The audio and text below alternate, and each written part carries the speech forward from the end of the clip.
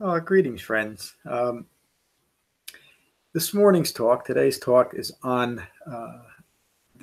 from a poem in the Therigatha, similar to last week's poem that was from the Therigatha, from the section of the Khuddaka Nikāya that preserves these poems of that was an Arahant monk, and today is a poem from an Arahant, an awakened nun from the Therigatha. There's 73 such poems, and for the near future, many of my Wednesday talks, I think, are going to be based on these poems, just because they're so interesting and informative,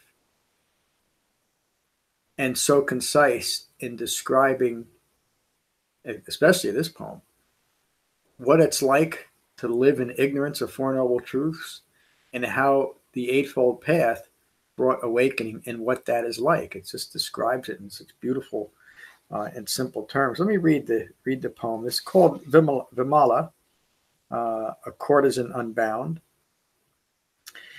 It's from the Therigatha 5.2.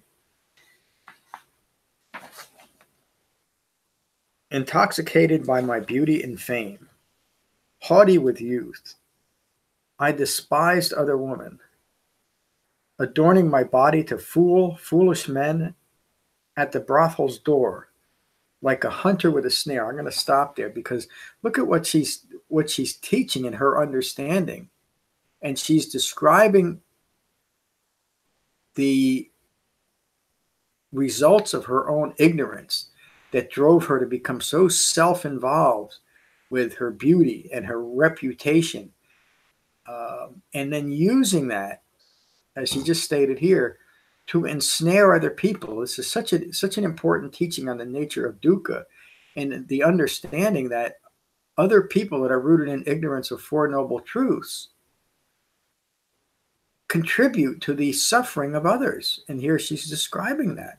She used the views of herself, which the Buddha would describe as anatta. They don't accurately describe the self, but she's using those views of self to ensnare other people in her own ignorance. Look out at the world today, and you'll see exactly that's what's going on. And a perfect example is the political climate here in the United States, but this is all over the world, that people rooted in ignorance draw other people into their own version of ignorance and continue to create suffering in the world. So what's the solution? Vimala will teach us all what the solution is today. Let me go back to that last line. At the brothel's door, like a hunter with a snare, I showed off my ornaments and revealed my private parts. I enchanted, laughing at the crowd. And how often do we see people, and perhaps we've done this ourselves, that are so taken by our own arrogance, our own self-referential views, that once with the occasion that they produce for us makes us laugh like we're victorious over something, when all that we're doing is contributing to the suffering of ourselves and others, rooted in ignorance of Four Noble Truths. Now she describes herself after meeting with the Buddha and developing his Dhamma. And let me just point out one other thing here. You can hear this stress and the confusion and the suffering in her words up until now. And now she's developed the Eightfold Path. Remember that these are poems of awakened monks and nuns, and in this case, an awakened nun. Today, wrapped in two robes, my head shaven, returned from my alms round, I sit at the root of a tree and gain the non-distracted state, meaning that she's gained samadhi. Clinging to all impermanent phenomena has been abandoned. Desire, aversion, and deluded thinking has ended. The fires of passion have ceased. Cooled, I am unbound. She went from that continually agitated state, that continually agitated others.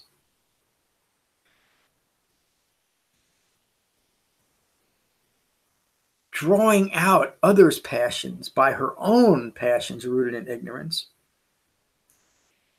And now she's addressed the common result of human beings rooted in ignorance of the three defilements of greed, aversion, and deluded thinking. She has freed herself from all wrong views and developed profound right view, her own understanding of suffering. This is how the Buddha described an awakened state. From the point of view of right view, is this view, this person, this mind, now understands at a profound level the nature of suffering, and they have abandoned all craving and clinging rooted in that initial ignorance. And so the fires of passion, as the Buddha taught in his third discourse, the fire discourse,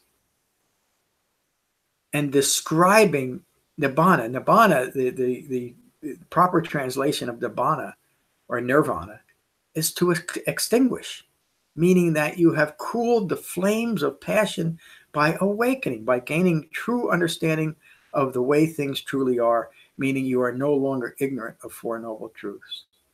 This is precisely the Buddha's Dhamma as reflected here, as recounted here.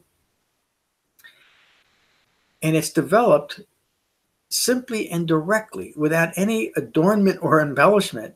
You could even use her words adornment as a metaphor for how many people have adorned and accommodated and embellished, and most often, completely dismissed the Buddha's Eightfold Path, which is rooted in the same ignorance that contributed to Vimala's suffering and the suffering of others.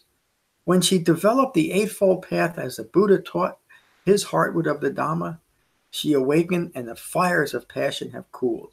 She is now unbound. Another aspect of these teachings, these personal accounts of awakening, tells us that no matter who and what we are, no matter how we find ourselves in this present moment, the Buddha taught a Dhamma for any human being who was interested, who would take to his Dhamma wholeheartedly. The word he would use is ehipassiko. Come and see for yourself the efficacy of what he taught.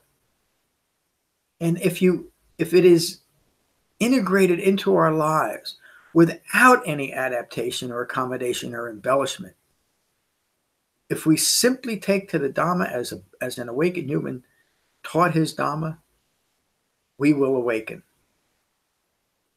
And how do we know that? Because there's countless stories of people that have done this. There's nothing that we take on faith. There's a word, a Pali word, saddha, which is often translated into faith. There's an article on a website about this called Saddha, A Question of Faith. I think that is, and you can search that on the bottom of every page on becoming-buddha.com is a search box. A more accurate translation of saddha is conviction, and we gain conviction rather than taking things on blind faith, because we understand, one, that an awakened human being, the Buddha, Siddhartha Gautama, actually did this. He awakened, and he taught others. And there's countless stories. The Therigatha are a good repository for that, but there's many others in the Sutta Pitaka that have described this awakening in such simple and direct terms that we can understand it. We can feel what Vimala's life was like prior to her encountering the Buddha's Dhamma, and now post encountering the Buddha's Dhamma and developing it fully to an awakened state. In clear and simple terms, we become unbound. We cool the fires of our own passion by simply developing the Eightfold Path as it was intended. Now, it's very difficult today to find that. It's one of the reasons why I teach how I teach, and I present my website as I present it, free of any adornment, free of any embellishment, free of anything that I don't know, that I can't confirm through the Sutta Pitaka that the Buddha actually taught. If he doesn't teach it, I don't teach it. there, and I'm not holding myself up as anything special, but there's very, very few Buddhist practices today that simply focus on the Sutta Pitaka, which is the only written account that preserves the teachings of the Buddha. So that's today's talk. I think I'll leave it at that. If you find benefit from today's talk, please consider a donation at becoming-buddha.com. Thank you all. Peace.